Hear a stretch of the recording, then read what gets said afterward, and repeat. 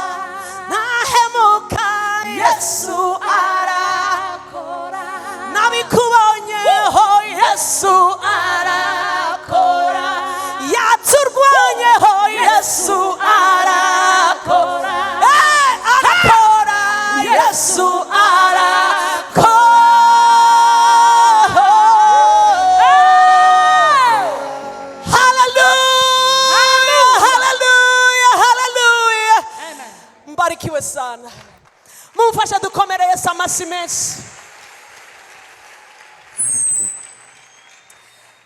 umwami wacu arakora Bibiliya iravuga Dawidi niwe wavuze ngo mujye muhora mwibuka imirimo ye myiza abami n'abambere igitabo ni cy'abami bambere oh haleluya 21 abami bambere Imana yashyize ijambo ku mutima oh haleluya abami bambere thank you Jesus abami bambere 21 ndahera ku murongo wa mbere hano hari inkuru yankoze ku mutima hari inkuru imaze igihe ihinduye ubuzima bwanje Ahabu anyaga Naboti uruzabibu rwe umurongo wa mbere uravuga ngo kandi hariho umugabo witwaga Naboti w'Iyezereli yari afite uruzabibu Iyezereli hafi y'ibwami kwa Ahabu umwami w'i Samariya. Ahabu abwira Naboti ati, Ahabu mwabyumvise ko ari umwami, Naboti ni nyiri Ahabu abwira Naboti ati, mpa uruzabibu rwawe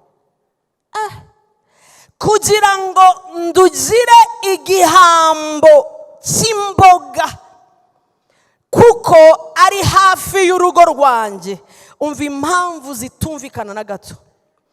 Umva impamvu amuhaye arimo aramunyaga uruzabibu rwe, ngo ni ukugira ngo ndugire igihambo cy'imboga, ngo kuko ari hafi y'urugo rwanjye.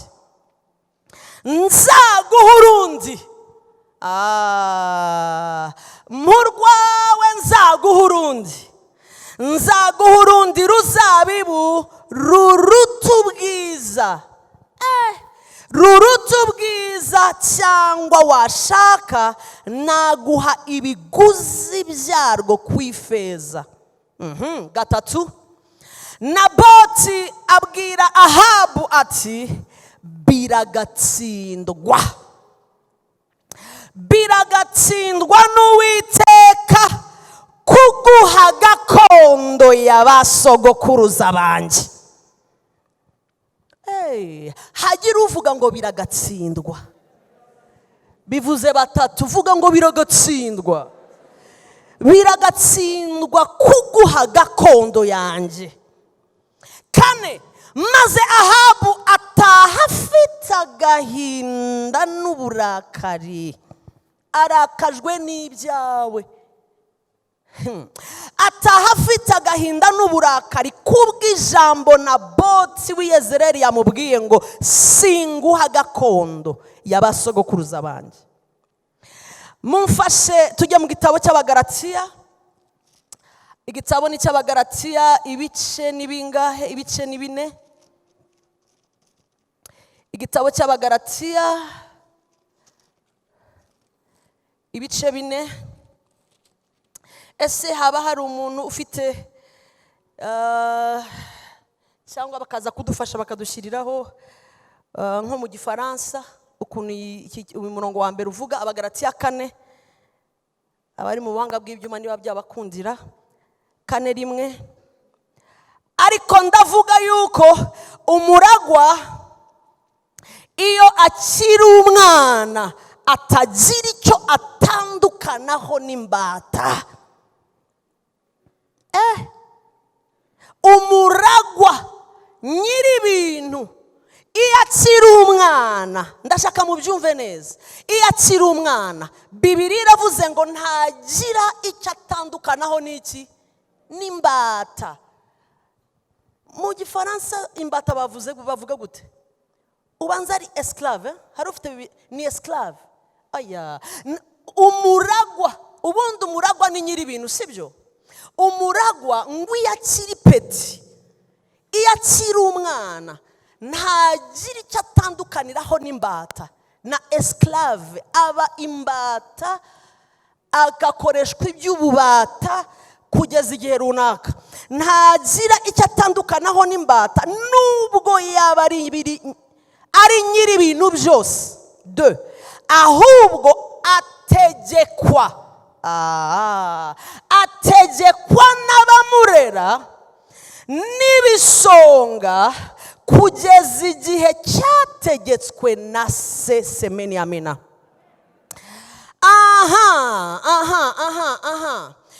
Imana yashize ijambo ku mutima ryo kongera kubibutsa ngo witanga umurage wawe.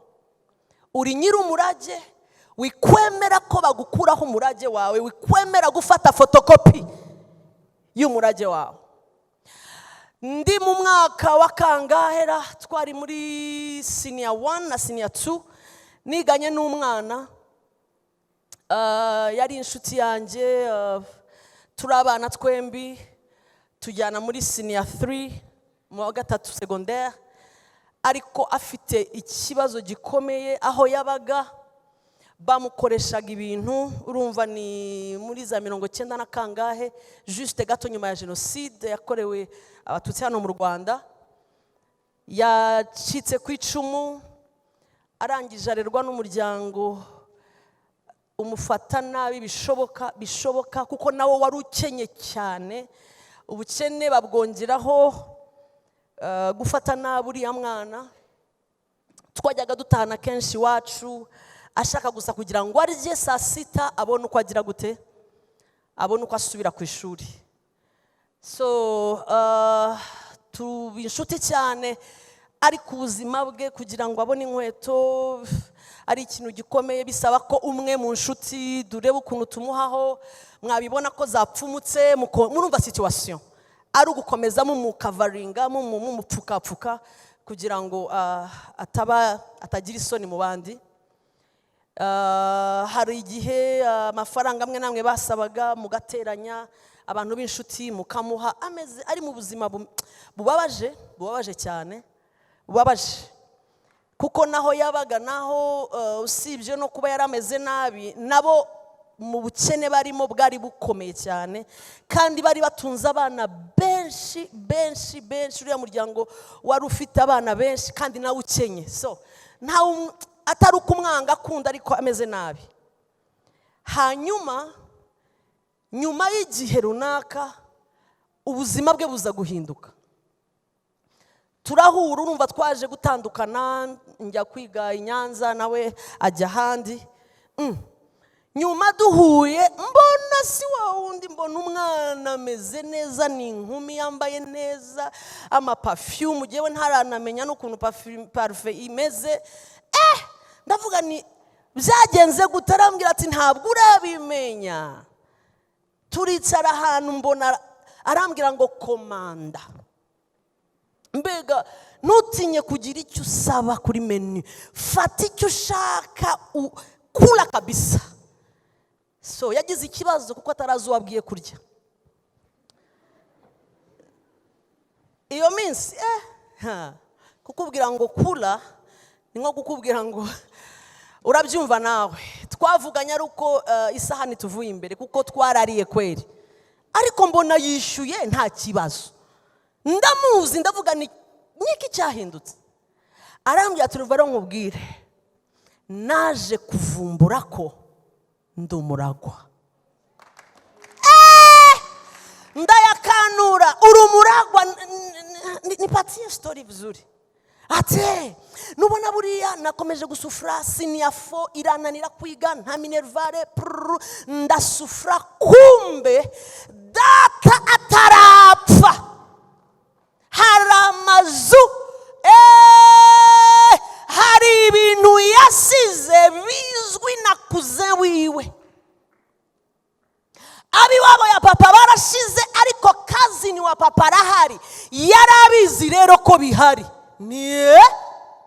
None ati burya pastor Julienne yarayafataga neza buri kwezi, yarakodeshaga amazu buri umva, yarariye basi yanakuyema yarubatse. Mtoto mbaya atiacha mamacha. None ndakura abantu barambwira ngo tukwibira ibanga. Iriya nzu ya baba yako, iriya nzu ya baba yako ni baba papa wande wawe. Asanga cousin aramubwira tuko nukuri ntabwo bakubeshye. Nabona buri umwana nkabona ati ndi umwana ndimo ndasufra, ati nakundi byagenda yigira zimza. Umwana atangira urugendo rugaruza ibyase. Arambwira ngo ubu pastor ndumukire okare, ndumukire okare hari kabiri hejuru. Kubera iki? Ubu nta nubwo atsa kwa kanaka, ni direct kuri konte yanjye. Ati ubu navumbuye icyo gihe Nyarutarama yari akira amashyamba. Ati afite amashyamba, ati agenda nyereka hari ahandi hantu nibuka izina. Ati ubu ndimo ndavumbura ibya data. urebye uyu mukobwa mbere ukongera ukamureba nyuma amaze kumenya ko ari umuragwa, hari ibyo yasigiwe na se, ni ibintu bibiri bitandukanye na kure. Semeni amina. Byonyine n'uruhu rwarahindutse.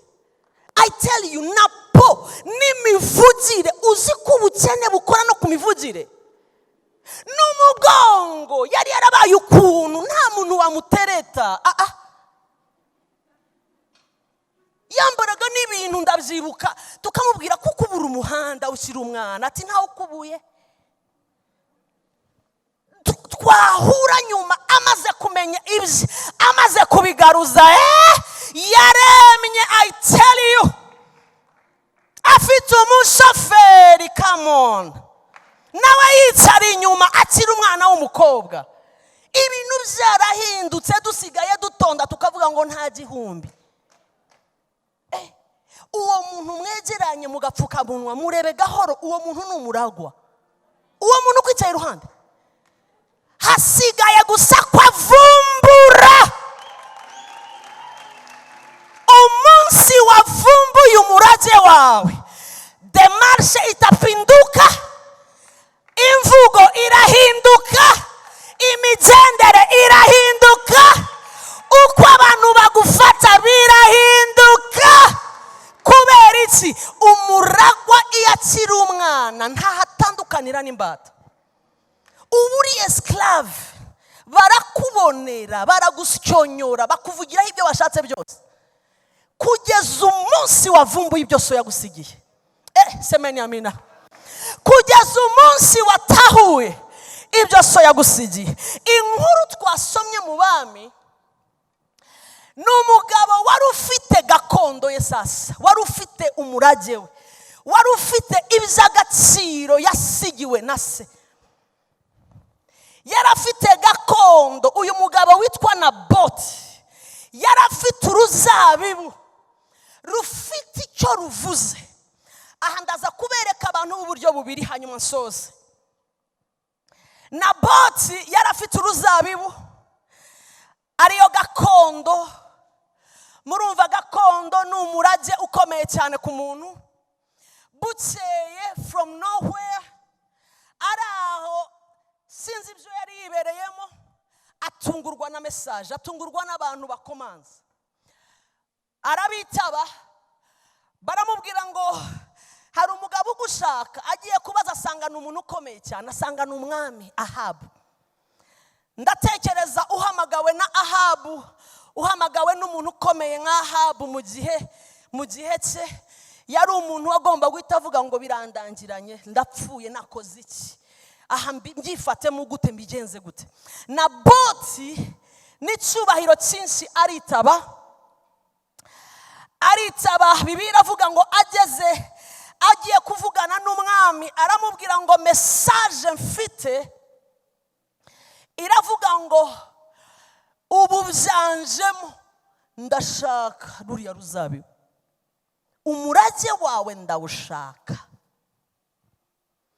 Ahantu mvuze hambere muze kubihuza, ni ahantu hari umuragwa muramwumva mwese, umuntu warazwe ariko afite abandi barimo barabimutegekaho, bihari babimutegekaho, agakomeza mu bubata, agakomeza kuba esclave, ariko hakurya hari ibye ataravumbura.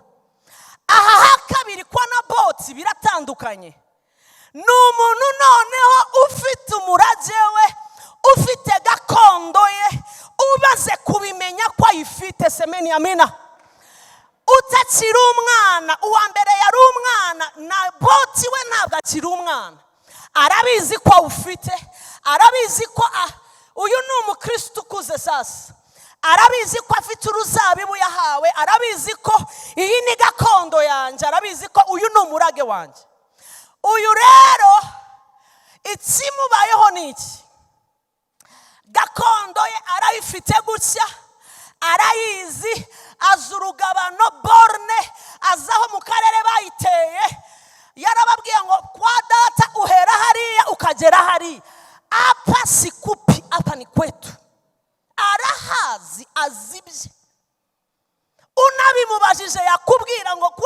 iriya borne kugera hariya, uyu ni umurage wanjye, aha nahapfira.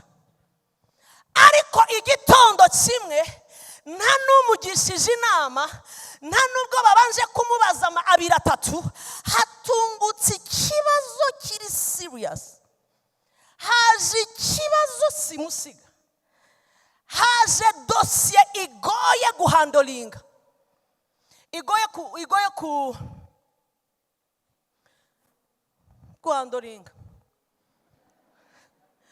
Haje dosiye arimo arayifungura akumva umutwe uramuriye. Haje dosiye arimo arayireba akavuga ngo iyi bayiva imbere gute vraiment. Ni ikintu atazi kiri hagati yo kubura ubuzima n'iki. Ari ahantu hakomeye, hari serious. Arimo arareba ibitabo imbere ye, yasoma agasanga ni umuntu ukomeye adashobora no kuvugira imbere. Ni umuntu wemewe n'isi, wemewe n'ahari hose, uvuga ari kijyana. Kandi we ni nshakarafu tu hapo. Igitondo kimwe ahantu yashinze borne, ahantu azi ko ari gakondo yase, havutse ikibazo. Aha rero niho nshaka tuvugana iminota mike tugasenga nkasoza. Naje kugutera inkunga ndakubwira ngo gakondo yawe irirukwaho amanywa nijoro, ariko hahirwa abahagarara ku ruzabibu rwawe. Iyi ni iminsi y'abazi uruzabibu rwabo, bazi aho borne itangirira naho igira gute irangirira. Iyi si iminsi y'imikino, hakuna mchezo mama. Ni iminsi yo kumenya ngo uruzabibu rwanjye ntabwo nkiri umwana uvuga ngo niba ruhera he, niba ugomba ubimenye, kuko ibigusaba uruzabibu rwawe biza utabitekereje, biza utazi igihe byaziye, biza amasaha utazi. Hagira uvuga ngo haleluya. Turi mu minsi dusabwa uruzabibu, ubyanga wabyemera. Naboti yagiye kubyuka asanga ingabo ku marembo, asanga abantu, asanga ibintu byakomeye. I tell you, arababaza ngo bigenze gute. Bati ubu tuvugana aho washinze borne, ahantu waruhiye, ibyawe bagiye kubitwara. Ndashaka mwumve ijambo Naboti asubiza, uzi ko azi neza ko ashobora kuhaburira ubuzima. Yarazi ko mchezo kidogo tu umutwe uragenda. Naboti ahindukirira umwami n'ingabo ze gatatu, arababwira ati biragatsindwa, biragapfa, birakagenda. Gufata gakondo yanjye, gufata umurage nahawe niyo mwijuru, kubera ubwoba, kubera ibigeragezo, mfate nkurekure. Arimo arahangara aho badahangara, arimo arareba hatarebwa. Aravuga ngo biragatsindwa n'Uwiteka kuguha gakondo y'abasogokuruza. Maze Ahabu ngo aterwa n'agahinda katarabaho, agira umujinya ngo kubw'ijambo Naboti w'Iyezereli yamubwiye. Ndashaka mbasomera umurongo wa 6. Uravuga ngo nawe aramusubiza ati, nuko navuganye na Naboti w'Iyezereli nkamubwira ni mpa. Ubu Ahabu arimo arabwira umugore we ibyamubabaje, arimo araganya, arimo aravuga ibyateye agahinda. Aramubwira ati merci, aramubwira ati ati mu ruzabibu turugurana ifeza cyangwa washaka nkaguha urundi mu cyimbo cyarwo. Nawe aransubiza ati sinaguha uruzabibu rwanjye.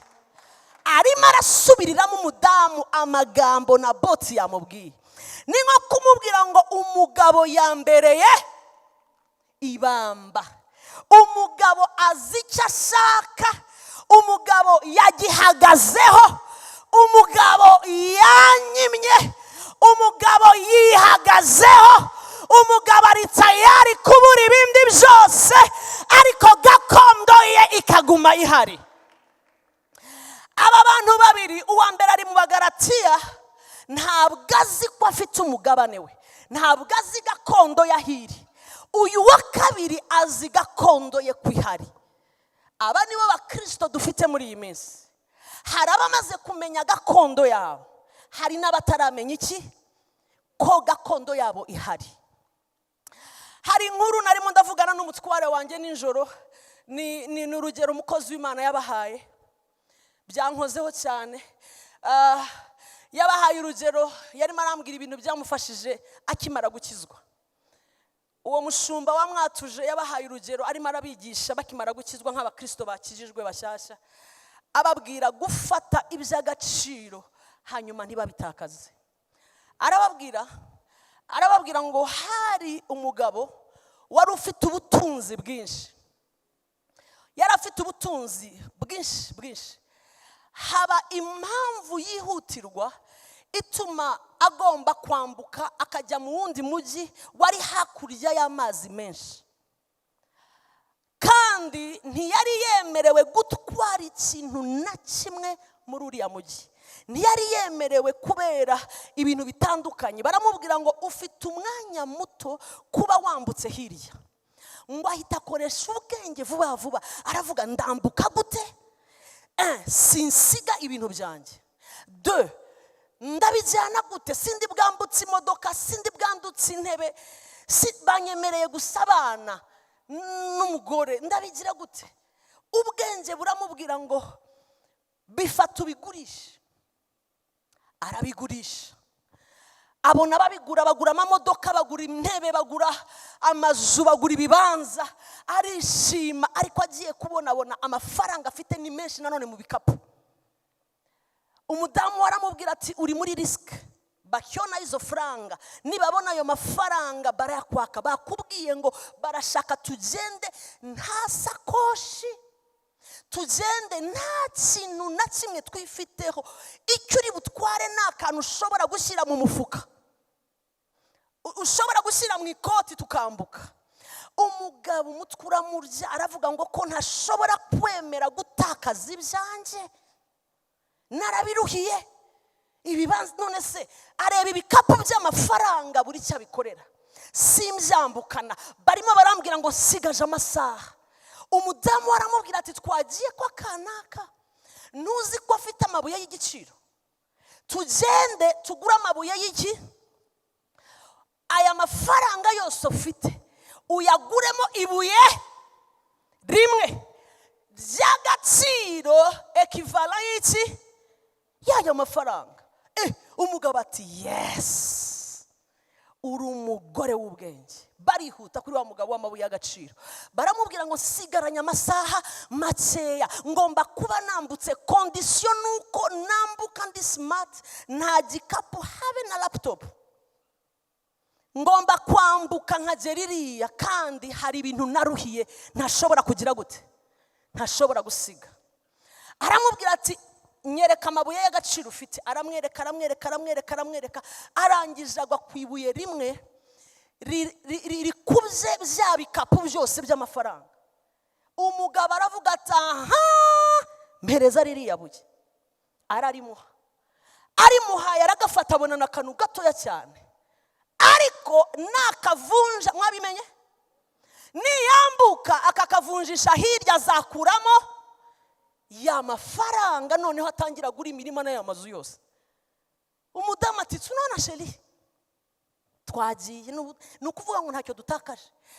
Bamuha ibuye ry'agaciro, amuha bya bikapu byuzuye iki, amafaranga. Amasaha aragera, baza kubasuzuma.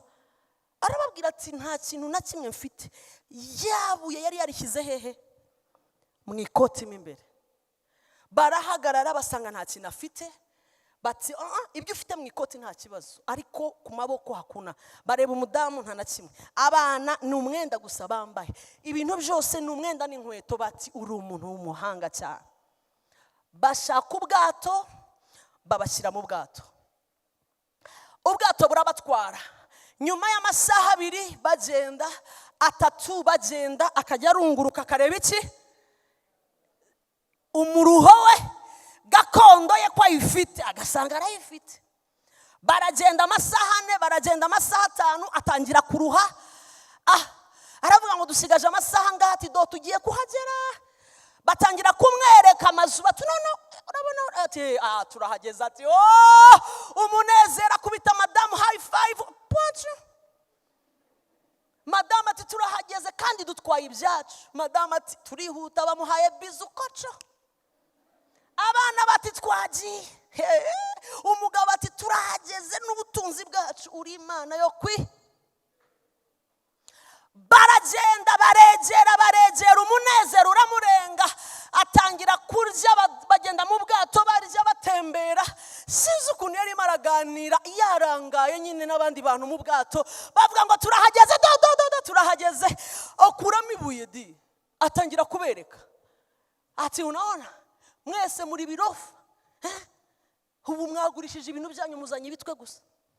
Ababwira story ati dore iryanjye nari narishizemo turabesha ubwo sijyo nibuye ry'agaciro. Ati ni by'agaciro wana, ati mwege muri bintu. Atangira kubereka ati ona sha on riba riraguye. Rigwa he? Semeni sana. Rigwa he? Rigwa mu mazi. Riguye noneho ubwato bugiye kugera neza do, batangiye abantu batangiye gukoma amashyi ngo barahageze. Ibyo yaruhiye byose n'ubwitonzi yagize kuva bahagurutse mu mazi birangirana n'iki? Nibuye riguye mu mazi. Umugabo arababwira ngo ngiye kujyana nabwo. Umugore arasara aramufata. Abana bati papa nibishoboka ihangane turahageze. Atariko tuhageze ntacyo mfite, kandi Imana yari yampaye ubwenge bwose. Nakuyemo isomo rivuga ngo ubu buzima dufite iby'agaciro twahawe. Mwabyumvise muri bakuru, dufite iby'agaciro twahawe kandi tuzi uko babirinda. Ariko iminsi iragera uko umwami atinda kuza, ukubona tukajya mu mudendezo ugatangira kugira gute? Gukinisha ibuye ry'agaciro wahawe. Urarikinisha ukahagaze ahantu hari hatizewe. Ahantu uhagaze ntabwo hizewe. Mama, iminsi ntabwo ari ya yindi. Ntabwo ari iminsi yo gutangira kwereka abantu umeniona se karagutsi kutazi igihe kagendeye. Dufite abantu bahagaze akantu karaguye mu mazi kera. Semeni amina. Byampaye isomo rikomeye. Ushinzwe kubika iby'agaciro. Nujya no kubwira abantu babwira ubitse, babwire ngo karimo tuone sikupi, nyereka nkwereka iki karimo. Ni nakugira cyane mubwire ngo koraho, ariko sinkuramo. Koraho no gukoraho wagize cyane, mukorereho umwereke. Mwereke uti iki ni icy'agaciro, kuko ntabwo uzo wicaye imbere uwo ari we. Ariko dufite abantu bari muri hejuru y'amazi. Rinda uruzabibu rwawe. Rinda uruzabibu rwawe amanywa. Rinda uruzabibu rwawe n'igihe wegereye inkombe. Rinda uruzabibu rwawe ukiri mu nyanja. Rinda uruzabibu rwawe uri muri fiansaye. Rinda uruzabibu rwawe ushaka akazi. Rinda uruzabibu rwawe wakabonye. Rinda uruzabibu rwawe wabaye star. Rinda uruzabibu rwawe utaramenyekana. Rinda uruzabibu rwawe. Rinda uruzabibu rwawe. Nta muntu uri kurindira. wirurangaraho. Naboti arebye Ahabu mu maso aramubwira ngo biragatsindwa kumbona jewe naguhaye uruzabibu gakondo ya data. Iyi gakondo irimo amaraso ya data, irimo ibintu byose singuhaye. Ntabwo yitaye ku ngaruka, we yarebye agaciro k'icyo yahawe. Wirangara ku ngaruka ziri bikubeho. Ejo bundi navuganaga n'umukobwa numva akabashumba turihangana. Numvaga ariko numva namuha bizo basi. Nari muzi ari umukristo wa moto. Tuvuganye kabiri twari muri parking, mbona hari ukuntu tusanta ko bya moto siyo sana. Ndamubwira ni wabaye iki?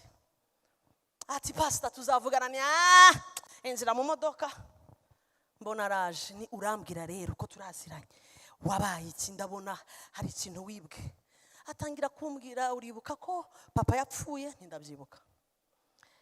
Uribuka ko ndi imfura? Ndabyibuka. Naje guhura n'ubuzima. Aho nshatse akazi pastor, aho nshatse akazi nkakabura, imiryango igakinga. Dutunzwe na ya mazu nyine papa yadusigiye. Nitubure minervare, nitubure uko turya, nitubure. Ariko nkumva nanjye ndi kuri pressure yo gusohoka mu rugo babone ko ndi fonctionnaire. Ati pastor nashatse akazi ndakabura. Ndamubaza ni amazu avamo amafaranga ngahe? Uza amafaranga yambwiye. Naravuze n'abantu ntibanyugwa. Ati pastor ntabwo ari menshi cyane. Ni $2. Ati urebye bakini tujya turenza 3800. Ni 3000. Ngo no, ubwo mvugiyemo byose. Ntibyose biki ngo yamazu utararaya nandi ubucuruzi. Ni none se muba muyihe? Ati tuba muri ya yindi nyine twabagamo tra. Ni none ibibazo wagize nibi. Warangije kwiga. Umuntu ufite ashaka kuvuga. Iyi si idushyira kuri pressure kugira ngo twemeze abantu. Uremeza nde? Ndamubwira ni hanyuma bigenda gute? Ati hanyuma ndakabura pastor. Ndakabura ndasenga pastor, Imana irambabaza.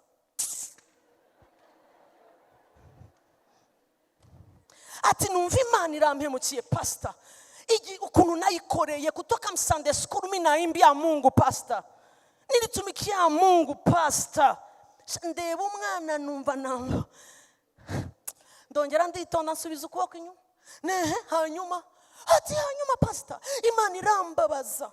Narayikoreye, data arayikorera, mama arayikorera. Ni hanyuma hejuru ya 3000 wisa mama y'amadolari. Mubwira aho bageze bavunja. Ndamureba ni hanyuma bigenda gute? Ati nkabuze biba ngombwa ko nemerera umuntu nari nzi condition ari maranshiraho. Ne condition zihe mwazumvise muri bakuru? Ni hanyuma urazemera? Ati ndazemera. Kubera ati mami kubera pressure ntabwo ari kiri pressure, ni pressure. Ati nukubera pressure pastor. Ni pressure ya nini hejuru ya 3000 combien? 3800. Arambwira ati pastor, abantu twiganye bose baba bari muki. Iki mbwira bari muki. Ngo baba bose bavuga ngo nkora hamwe ni jiyo. Ni Yesu wera ko satani ni mpumbafu kabisa. Hanyuma uremera, wemeye ati nyine anshyira kuri ya condition nyine. Arayimbwira aransobanurira aturumva mu gitondo nibyo amasaha yo gutaha siyo ntahira ko ngomba kugira indi mirimo nsoza. Ati mission zidahagarara ziriya nino. Ati nyine ndagwa. Ni hanyuma uguye hanyuma ndagwa. None sumaze kugwa ati nahise ngwa cyane. Ariko abona ko nagize agahinda. Ndamubwira ni nyuma yo kugwa cyane ati pastor reka nkubwize ukuri nabanje amenyo. Urumva umuntu ukubwira amaterme bisa nkaho arimo arakubwira nkaho bifite afite raison. Ati pastor, nategereje Imana ndayitegereza iratinda ndayitegereza mbona ndi kuri pressure. Hanyuma ndemera pastor. Hati ubu rero tuvugana ndi pregnant. Niyo mpamvu utasubiye mu rusengero. Ati pastor nasubirayo gute? Biragoye gusubirayo jewe vraiment Imana yarampemukiye cyane pastor. Uzayinsabira imbabazi ariko nayo yarambabaje cyane. Nagiye kumva numva wari wumva kumva waterura umuntu kamu. Ndamubwira ni hauna haya hari abantu barinze uruzabibu rwabo badafite na $100. Hari abantu barinze uruzabibu rwabo badafite na $20. Mitamuha ubuhamya. Ndamubwira ni sinawe wabwirira hano. Ndamubwira ni uruzabibu tururinda yadusubije, tururinda itaradusubiza, tururinda twayabonye, tururinda tutayabonye, tururinda twariye, tururinda tutariye, tururinda amasaha yose. Arambwira ngo pastor, ndamubwira ni wowe uravuga 3000 combien? Wisa uravuga miliyoni zingahe abazi kubara? 3,500 harya. Turamiyo ugiye kugira naho wakitsaye barumuna bawe bakwiga ni nubwo yabadahari urarurinda. Asemeni haleluya. Nako gakiza tugezemo. Naramubwiye ni none se pressure wari uriho niyi ngo kubera ko abo twiganye bose babyuka basohoka bajyahe ngo kukazi. None Imana yaguhemukiye ngo yamemukiye ko ntasohoka nk'abandi ngo nkore. Yaraguhaye agusanga iwawe. Niyaba ari duhinduranye ubyuka ugenda jewe nitsare muri 3000 wisa. Nukuvuga ngo ikibazo ntabwo ari ibyo ufite, ikibazo n'umwanzi ushaka kugutwara uruzabibu. Ariko igihe kirageze ngo tube maso. Uruzabibu rurinda bimeze neza, ururinda bimeze nabi, ururinda byakunze, ururinda bana boti bagomba kuvuka muri generation mu izina rya Yesu. Iyi gomba kuba generation y'abana boti. Nubwo waba wegereye inyanja higarukira, rinda uruzabibu rwawe, iby'agaciro waruhiye utabitakaza ku munota. Yesu yabajije ikibazo. Arabaza ngo ubwo ninjya umwana w'umuntu ntajya kuza azasanga kwizera kukirihe? Kukiri mwisi. Mu bibazo yibajije nico ngicyo. Kuko uko twegera inkombe niko dutakaza iby'agaciro. Ibintu bidutwara iby'agaciro gakondo yacu muri iki gihe n'utuntu twose tubonetse. Akantu gato karakwaka icy'agaciro. Hari amasengesho turimo numvise ubuhamya bw'umugabo yarampaye ubuhamya nkorwaho cyane.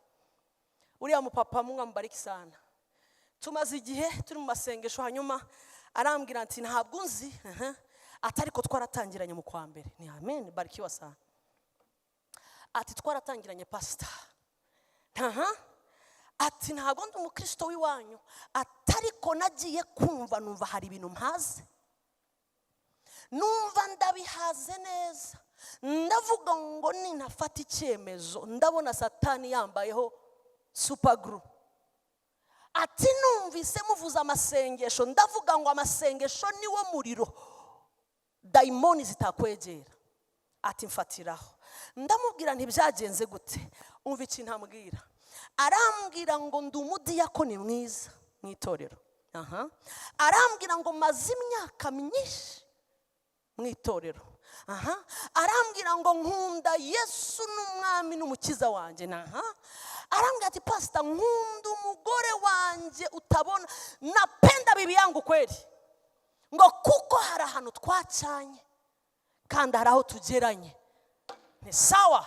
Atutareba gutya ambwira ibintu byinshi ababaye atabana banje nibwo butunzi mfite. Nibo nkorera nibo ntekereza nicyo kintu mfite. Ni none byagenze bite? Arambwira ati pastor ati imyaka nkinga hishize nadutweho n'ikintu gitangira gahoro kinkura mu murimo w'Imana. Ubwo nabonye amafaranga, nagiye nagarutse na ati ubuzima. Urumva icyo yambwiraga? Arambwira ati bitangira ari imikino nadukwaho no ati nagize ngo nakantu koroheje karakura mbu musambanyi kabuhariwe. Ati kandi w'umusirimu udashobora kuvumbura nubwo wararugenda. Ati ubu tuvugira aha nta na rimwe madamu wanjye habe na gato, nta nubwo impande zarinda ivuga ataramvumbura. Ati va kuri aba babasuko bakoresha telefone ngo hi baby, ntabwo je baby ajya kuri telefone. Ati kuko mfite babies. Ni babies. Ati pastor, watatu, waine, watano. Ati nageze ahantu ngira ubwenge bw'abadayimoni ku buryo nshobora kujuwa 4 filles 5 habe n'umuzarabukwa telefone yanjye sinyashiramo code ibiri aho ngaho. Ati mfite ubwenge bw'abazimu, ntabwo ushobora kumvumbura. Ati nubwo wararumanuka nibishoboka, na nubwo abamfite ngo bazamfata. Ati mimi aiti wakule wambari sana. Ati amasengesho atangiye ndisubiramo ndavuga ngo natswe iby'agaciro. Ati kuko kuva bitangiye umutima wo gukunda Imana ntabwo wagiye, ariko wo kuyikorera ati watangiye kwimuka. Ati numva nsigaye ku muhango, nta materaniro ntajyamo. Ati kuko ndi imbere mu bantu, mu bashumba, ndi imbere ndakora imirimo, so nta kuntu nabura guteze. Ntabwo nabura, nukuvuga ngo nubwo ntahari nsigara mpanga ibintu, nkerekana ibintu aho bigomba kujya nuko bigomba kugenda. Atariko ndabizi ko ndi umubembe mubi, umubembe ubwira umukobwa ngo kuramo inda nkishyura, narangiza nkagaruka mu nzu y'Imana. Umubembe ufite hafi ku isi hose, ndapanga amazu. Umubembe unyanyagije amafaranga ntaratanga mu nzu y'Imana. Ati ndavuga ngo nubwo nyikorera, nubwo ndi mu nzu y'Imana narapfuye, nambuwe gakondo yaragiye. Atuvuza amasengesho ndavuga ngo shangiye kuyasenga. Arabanza afata ahantu hose azi hari ikibazo arahaniga. Ati nabanje gukupa communication iyo ariyo yose n'umuntu wari we wese, nsigaranye madamu. Amaze kuyikata tuva hasi. Ukwezi kwa mbere turagenda, kwa kabiri umva simuzi, kwa gatatu, kwa kane. Aravuga ngo twageze mu kwezi kwa gatatu. Ati pastor, maombi ni moto, n'umuriro. Aravuga ngo iyo utararakazwa n'uruzabibu wibwe ntabwo uzarugaruza. Kandi nsanga nibyo. Abavuga butumwa bazaza hano buri mu gatatu babwiriza, uvuga ngo amina, usubire hari uri kwa kundi kugeza umunsi biguturutsemo, uvuge ngo kama mbaya ndasubirana uruzabibu rwanjye. Umugabo ukwezi kwa mbere aravuga ngo satani nta muntu uri bundambikeho ikiganza, mimi mwenyewe ni jewe nawe, Yesu uri muri jewe aragutwika. Ntubone ngo waranyicariye, ntushobora kunyaka uruzabibu rw'urugo rwanjye. Bariya abana ntabwo nzatandukana nabo. Rekura rero kuko uje kunsenyera, uje kwica ubuzima bwawe. Yarasenze amasengesho, arambwira ngo nabiherukaga kera. Buri weekend, vendredi, samedi, dimanche nararaga mu cyumba cy'amasengesho. Ngo iwanje muri etage twashyizemo icyumba cy'amasengesho, ariko nta wagisuraga. Nabaye bize, madamu ababize. Ati naho bihererega, naho bihera. Aravuga ngo mu kwezi kwa gatatu, ati narimo ari samedi, arimo arasenga yumva agaruriwe ubuntu bwo kuvuga mu ndimi. Hey! Ati ndavuga ngo biragarutse. Ati ndakomeza ndatogota ndi jenyine. Ati ngiye kumva umva ari wenyine, yumva ikindi kijwi kimuvugiyemo. Amenya ko ari deliverance itangiye. Ikijwi kikamuvugiramo, akacyumva ngo rega sinkurekura, ngo nanjye nka aya. Ati ndatwika, ati ndaruka ntibishoboka pastor ati ibintu bica mu mazuru umuntu w'umugabo nkora ibintu mu ipantaro ndi jenyine iwanjye atari ko ngiye gukanura amaso usanga ndi hasi ndavuga ngo nsubiranye uruzabibu rwanjye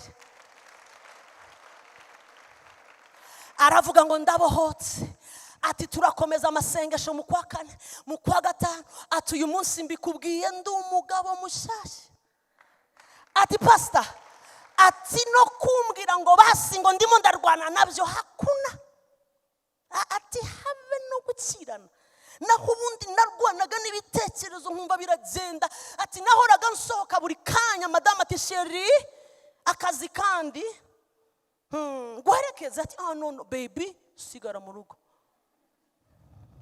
mu rugo arambwira ati ubu narabohotse nabonye deliverance totale kubera iki naravuze ngo ntabwo gakondo yanjye bayitwara hivyo ngiye gusoreza aho mbabwira ngo rwana kuri gakondo yawe rwana kuri gakondo yawe niwemerere Ahabu kugutwara iby'agaciro waruhiye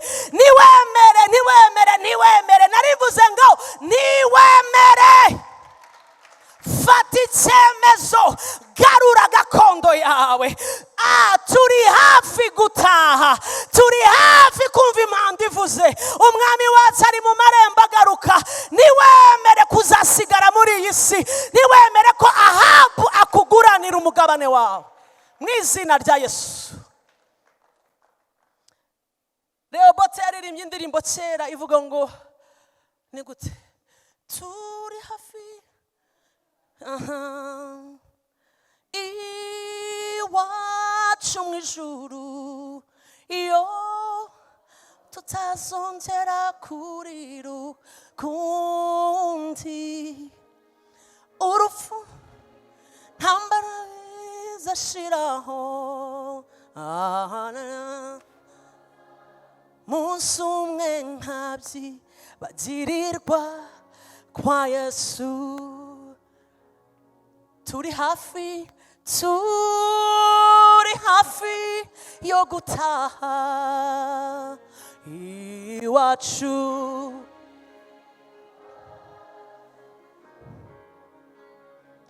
iyo aho tuzazongera kurira ukundi urupfu n'intambara haleluya turi hafi gutaha bakristo mukura amaso kuri Ahabu ari serious iri kwaka uruzabibu rwawe rwiri hafi cyane Bible iravuga ngo umva akantu nsorezaho Ahabu abwira Naboti ngo mpa uruzabibu rwawe ngo kuko ruri hafi y'urugo rwanjye mwahasomye namwe ugutwara uruzabibu ntabwo ari kure y'urugo rwawe ntabwo biri kure biri hafi yawe uyu Ahabu bari bamaranye imyaka ari ku munsi umwe aramubwira ngo ndi hafi yawe murwo ruzabibu ndarushaka umva ukuntu amubwira ntabwo ndugutwaye burundu ndakuguranira sema ngo fire aza kubwira ngo arakuguranira iki ngo ndaguha urwiza rururuta umva amayeri y'abadayimoni aza kubwira ari hafi y'urugo rwawe ko yari asanzwe azi ko uhari ubu nibwo yibutse ko afite byiza biruta ibyo ufite Mwenyezi Mungu akusaidie sana. Amen. Imani baho umugisha mwinshi. Hallelujah. Ndarangije.